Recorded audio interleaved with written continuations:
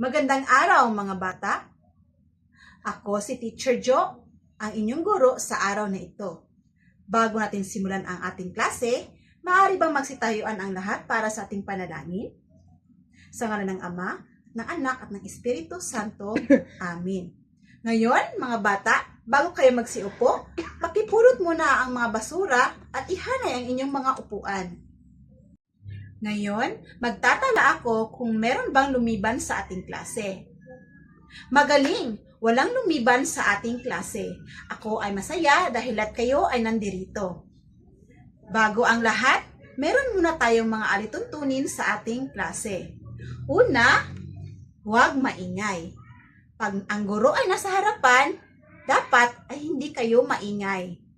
Pangalawa naman, manatili sa upuan. Ayoko nang may mga naglalakad-lakad o nagsasalita habang ako ay nandirito sa harapan. At pangatlo naman, makinig sa guro. Sino sa inyo dito ang nakakaalala sa ating tinalakay noong nakaraan? Binis? Tama, ito ay ang Awiting Bayan. Ngayon naman, meron akong ipapakita sa inyo mga larawan. Ano ang alam ninyo tungkol sa mga larawan ng hayop na ito?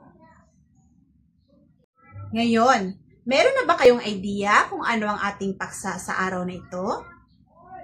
Gilier, maaari bang tumayo? Tama! Ito ay pabula. Ano nga ba ang pabula? Ang pabula ay isang uri ng panitikan na naglalaman ng kwento kung saan ang mga tauhan ay mga hayop na kumikilos, nagsasalita, at nag-iisip tulad ng tao. Karaniwan ang pabula ay may aral o moral na lesson na nagtuturo ng mabuting asal at pag-uugali. Narito naman ang mga elemento ng pabula. Una, tauhan. Ang tauhan ay karaniwan ay mga hayop na gumaganap sa isang kwento. Ang pangalawa naman ay tagpuan. Ito naman ay tumutukoy sa isang lugar kung saan naganap ang kwento. Ang pangatlo, banghay. Ito ay ang pagkakasunod-sunod ng pangyayari sa kwento na may malinaw na simula, gitna at wakas. At ang sa pabula naman ay meron tayong makukuhang aral o moral na mensahe. Ito ay ang mahalagang leksyon o aral na napupulot mula sa kwentong binasa. Meron ako ditong ipapakitang video, ang kwento ng daga at ang leon. Sa isang kagubatan, may isang matatakutin na daga. Takot na takot siya sa mga soro, lobo, at maging sa kanyang sarili. Kapag umiihip ang hangin at nagbibitak ang sanga, naghahanap kaagad siya ng butas na matataguan. Dahil dito, pinagtatawanan siya ng mga hayop. Grabe naman ang pagkamatatakutin mo. Maski sa hangin, natatakot ka? Takot na takot siya. Takot na takot siya. Takot na takot siya. Isang araw, lakas loob na lumapit ang daga sa hari ng kagubatan, ang leon. Katatapos lang kumain ng leon ng pananghalian at nakatulog siya sa harap ng yungib. Nag-uusyoso ang lahat ng mga kaibigan ng daga kung ano kaya ang plano nito. Sinimulang akyatin ng daga ang buntot ng leon. Tapos ay pumunta siya sa likod ng leon. Tumindig siya at ipinakitang may kumpiyansa siya sa sarili. Bagaman takot na takot siya, ginagawa niya ang lahat upang magpakita ng katapangan. Sa sandaling yun, nagising ang leon. At sa pagpagpag ng kanyang balahibo, nahulog ang daga. Nagkatinginan ang daga at leon. Nag-alala ang mga hayop na nakamasid. Naku, lalamunin ng leon ng daga. Anong tapang? Anong lakas ng loob? Anong ginagawa mo sa likuran ko? Hari ng kagubatan. Wag mo po akong kainin. Ako ang pinakatakot at pinakamahina sa lahat. Buong buhay ko ay lagi ako nanginginig sa takot. Maging sa nahuhulog na dahon ay natatakot ako. Sawa na ako sa ganito.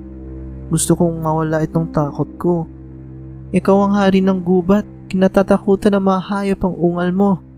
Maaari mo ba akong ilagay sa iyong pangangalaga? Tahimik na nakinig ang leon sa daga. Nais marinig ng daga kung ano ang magiging sagot ng leon.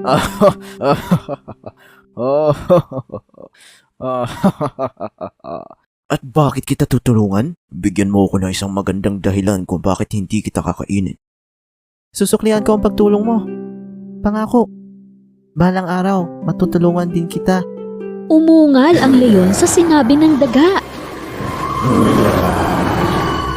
Ikaw, isang maliit at matatakotin na daga, makakatulong sa akin? Ngunit nang makita ang maliit na daga na nanginginig sa harap niya, nagpa siya ang leon na huwag siyang kainin. Pasalamat ka, busog ako. Umalis ka na sa harapan ko. Tumakbo ang daga at lumayo na doon. Ang mga kaibigan ng daga ay nagulat sa pangyayaring ito. Dumaan ang ilang araw. Nagutom ang leon at nagsimulang maglakad-lakad sa kagubatan. Hindi niya napansin ang bitag ng mga mangangaso. Nahuli siya. Umangat at sumabit sa mataas na puno ang malaking lambat. Sinubukan niyang kumawala pero di siya makaalpas. Siya ang hari ng gubat kaya mapapahiya siya kung sisigaw siya para humingi ng tulong. At maririnig siya ng mga mangangaso at mapapatay. Wala siyang magawa kundi ang maghintay. Samantala, may mga hayop sa gubat na nakapansin sa leon. Ngunit walang nangahas na lumapit sa kanya. Nang mapadaan ng daga, nakita niya ang leon. Nagpasya siyang tulungan ito. Lumapit siya sa leon. Inakyat ang mahabang buntot at nang marating ang lambat, sinimulan niya itong ngat-ngatin. Maya-maya, lumapit ang kuneho at binalaan siya. Hoy kaibigan, bilisan mo! Parating na ang mga mangangaso! Biglang nagtakbuhan ng mga hayop nang marinig nila ang salitang mangangaso. Pero hindi nagpatinag ang daga. Patuloy siya sa pagngat-ngat sa lambat. Sa wakas ay nasira ang lambat at nalaglag ang leon. Halika, umakyat ka sa likuran ko. Umalis na tayo dito. Tumalon ang daga sa likod ng leon at umalis na sila agad. Humihingal na dumating ang leon sa harap ng kanyang yungib. Lumuhod siya para makababa ang daga. Nang sabihin mo sa akin na balang araw ay matutulungan mo ako, minaliit kita. Akala ko ay wala kang silbi. Ngunit ikaw ang nakapagligtas ng buhay ko. Salamat. Kasiyahan ko po ang paglingkuran ka. Hindi mo na kailangang matakot sa akin. Sa katunayan, hindi mo na kailangan matakot sa kahit ano dahil isa kang matapang na daga. Kung ako ang hari ng gubat, mula ngayon, ikaw ang matapang na prinsipe. Masaya ang leon at ang daga.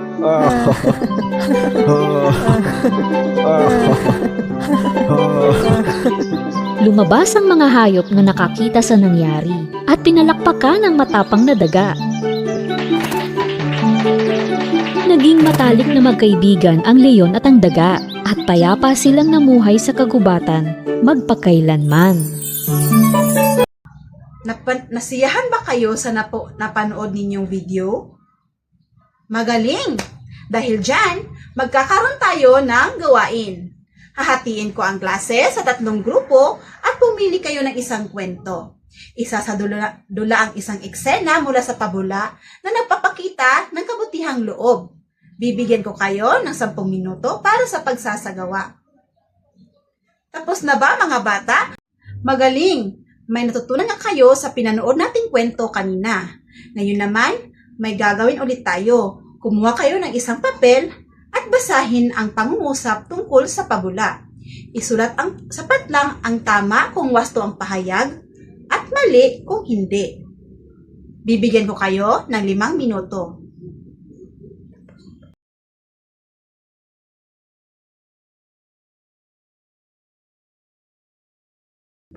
Ngayon naman, tapos na ba mga bata? Ipasa inyong papel dito sa harapan. 1, 2, 3, 4. Ngayon, sa susunod nating gawain, Iugnay ang mga pahayag sa hanay A sa tamang sagot sa hanay B. Isulat lamang ang titik sa tamang sagot. Bibigyan ko kayo ng 3 minuto.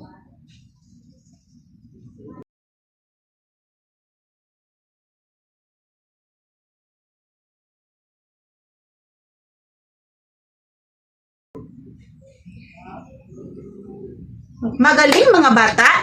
Ngayon naman, para sa susunod ninyong gawain, iguhit ang nagustuhang tauhan batay sa nabasang kwento at ipaliwanag sa buong klase kung bakit ito ang inyong napili.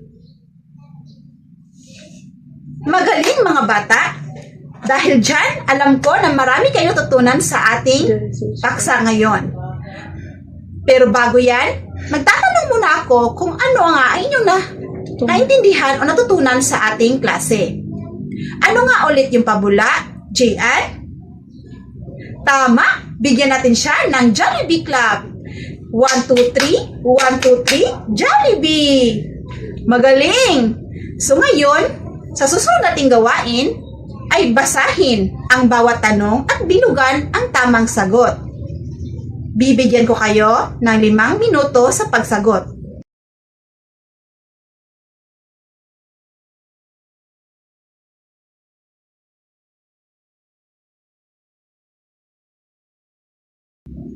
Ngayon na natapos na ninyo ang inyong mga gawain, ipasa ang papel sa harapan.